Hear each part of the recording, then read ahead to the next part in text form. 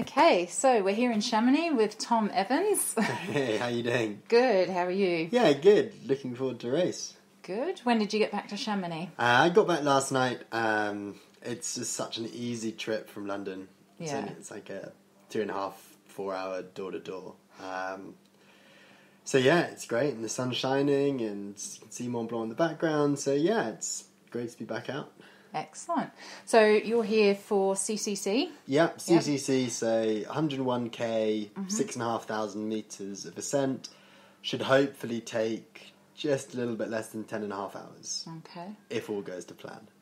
But, as everyone knows, it doesn't always go to plan. So I've got sort of backup plans, and I've got to sort of been very flexible with my race planning. Excellent. Okay. And you did it last year as well, Yeah, didn't I you? did it last year. Yeah. Managed to get a last-minute entry last year. And had a really good race, and still feel like I've got a little bit of unfinished business. And for me, CCC being a slightly more runnable course plays more into my strengths. So I thought that, and the races that I've done this year, so the Trail Running World Championships and CCC, they complement each other pretty well, and plans for the rest of the year are the same. So a slightly more runnable course at the moment is that little bit better for me, and it's such a beautiful course that I've learnt pretty well and absolutely love it. So yeah, I'm just super excited to get back out on the course and end this taper. Excellent. So have you got any more runs planned? Because we're, Tuesday now, and you race on Friday. Yeah, so I ran this morning, just did 45 minutes with a couple of friends. That was really nice, but completely flat, or as flat as you can be around here. And then won't run tomorrow, and then I'll do a very easy 20 minutes on Thursday. But yeah, the training's been done. I'm not going to get any fitter. I'm not going to lose any more weight. It's the running for me is just about a bit of process and just loosening off and releasing a little bit of nervous energy. I just can't wait. I can't stop smiling whenever I think about it. I'm just so excited to race. Like I train so hard, and I don't know many people who train as hard as I do. And I train so hard so I can race. And I love racing. Racing is the training. I sometimes enjoy it, and I do enjoy training. Sometimes it's really tough, and you're asking yourself the hard question: if it's raining outside or it's cold and windy, and you really don't want to go out, and you've just got to do it. And I'm more than happy to do it and to suffer in training, because I just love racing. It really brings out the best in me, and especially in a race like CCC, part of the UTMB week, where there is just such high levels of competition, and you really, really do get to test yourself. And for me, that just makes all the early starts and the late nights 100% worth it. So yeah, it's been a great training block, and sort of loved it. But yeah, now sort of just one run to go, and then the big dance begins. And so what does an average training week look like then for Tom?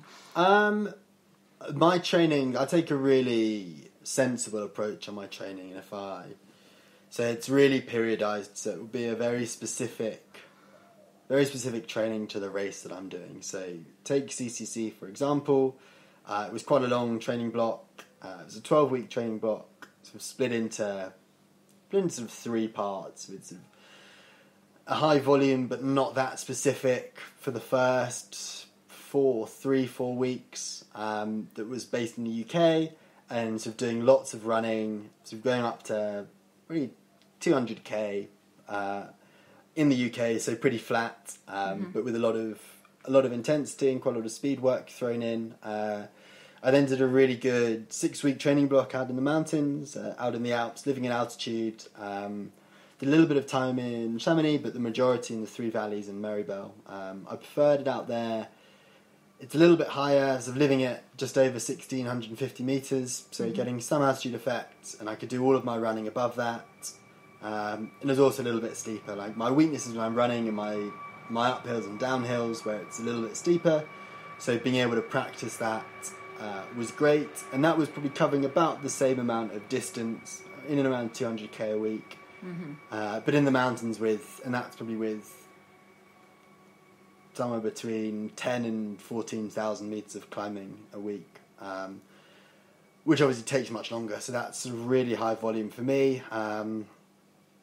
As well as doing that, sort of a little, maybe 1 or 2 strength and conditioning sessions a week, some yoga most days, and I'd love to. I always say, I should do more yoga, and would love to go to a yoga studio, but a lot of the time it's just done in front of a laptop, sort of in my sitting room or outside if the weather's nice. And then, do a little bit of cycling as well, if and when I can, just to increase the volume. But I'm really lucky. I've got a superb coach, Alison Benton, and her training group, the AB training group, based in Brighton, who are predominantly a marathon training group. So a lot of my running in the UK is slightly faster than your typical ultra runners. Mm-hmm. But for me, it works. It means that I can, when we get to faster parts of a course, which in CCC there are many, it just means that you can really push and really exploit your strengths. So yeah, training for me is very specific for each race. Just try to recreate the course as best as I can, and I find that helps keep me sort of physically fit, but also mentally focused. That I know what the challenge that I'm doing is. So yeah, you can just stay focused that long training block. Mm-hmm.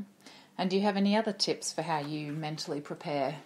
Because that's a big part of it as well, isn't it? Yeah, I think during training I find it's almost sort of slightly harder to mentally prepare, and I almost think to the end point.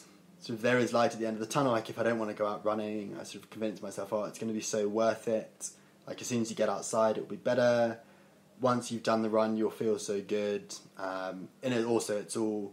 Well, me and my coach Alison, we focus on something called process, not outcome. So get everything done, get everything ticked off, and the outcome will look after itself. And that's the kind of the way that during the training that I think of things. And then when I'm racing, when times get tough, and times do get tough, like a lot of people ask, you did that so quick, like you must have found it easy. Like no, it's like it's all completely relative. I'm hurting as much, if not more, than everyone else running. And yeah, I use a couple of things. The closer it gets to race, I use visualization, and I imagine myself sort of running a good race, but then I also throw in some curveballs, like, right, what happens if my crew doesn't show up because they've got a flat tyre? Yeah. Or what if my trainer breaks? Mm-hmm. Like, what can I do? What if one of the straps on my bag snaps? What can I do to rectify this problem? And think about it a lot. And try not to stress about it too much, but it just means that if something unseen does happen, then you've already thought about it. But then, during the race, I think about all of the effort that I've put in. So it's almost a reversal from the training, and think of all of those hours that you've put to be in this place. Like, it's going to be tough. You knew it was going to be tough when you signed up to it. Like, you've signed up to it. You've paid to be out here. You've made a massive effort to be out here. So enjoy it, but enjoy it while working as hard as you possibly can. And if someone shoots off and is ahead of you and if you can only give your best. It's all you can do, and it's all anyone can ask of you, but more importantly, it's all you can ask of yourself. Yeah. And if you can look in the mirror after race and be like, right, I gave 100% physically and mentally at that race, ran the race of my life, but finished 6th, and I finished 4th the year before in the same race. Yeah. There's nothing you could have done. There were just 5 people who were better than you that day. Awesome. Great for them. Like, what amazing competition. How privileged you are to be able to run in that race. Yeah. If my best is good enough to be the best, great, amazing, even better. But I would be far more happy running my best race, being super happy with myself, and finishing 5th than I would be winning a race where you didn't have to give it everything. Yeah. For me, it's about all the effort that I've put in. I want to get it all out, and show myself what I'm capable of doing.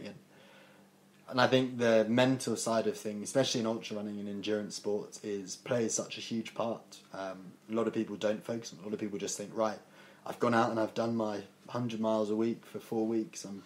I'm ready to run, but it's going to get tough. It's going to be hard at some point, and your body needs a little bit of backup, a little bit of help and support, and that comes in form of your mind. And if your mind's super strong and you're able to push through and adapt to any situations, then yeah, you're going to have a much better race and you'll feel much better about yourself while doing it, I think. Yeah.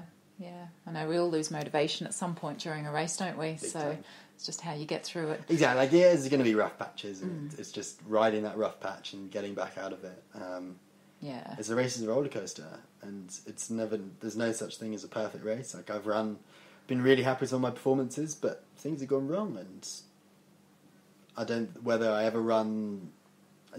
you can run a perfect race. There's always something that could have gone slightly better, and it's just how you adapt when that situation turns slightly that you can turn a bad situation into a good situation, use it to your advantage. And there's always a way. Like, you're in control. Yeah. No one else is. No, you're controlling your legs. You're controlling everything. Like, you're fully in control. So figure it out. It's yours. It's yours to win or lose. Yeah. And I say win or lose. It's yours. Yeah, it's yours to achieve your goals. Whether your goals are to win it or to finish it, like, the race is yours. You're in control. There's no one else who can affect it. You are. Yes, there are other external factors: the weather, how your body reacts to food, or you might be tired or a little bit ill. But you're the one in control. Like, no one else is running the race for you. It's your legs, one foot in front of the other.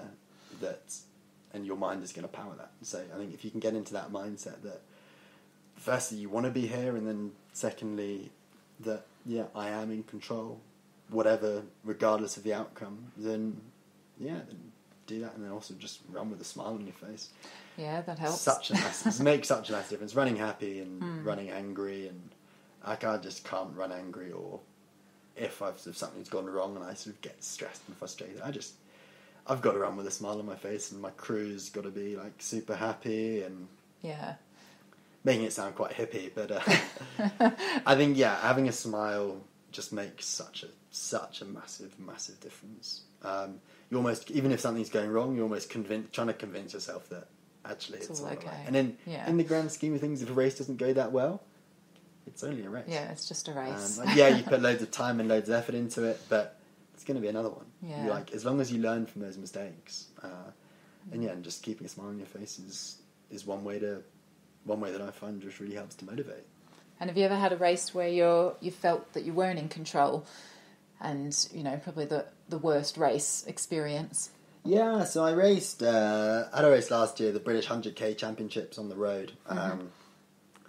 Tried to run at someone else's pace, where I wasn't in control. I wasn't controlling my speed, what I had trained on doing, and so my race plan went out the window, and then everything started going wrong, and got a dodgy stomach, and everything just completely fell apart, and I pulled out of the race at 72, 73k, and I just couldn't go any further, and I didn't want it enough, and I just collapsed, pretty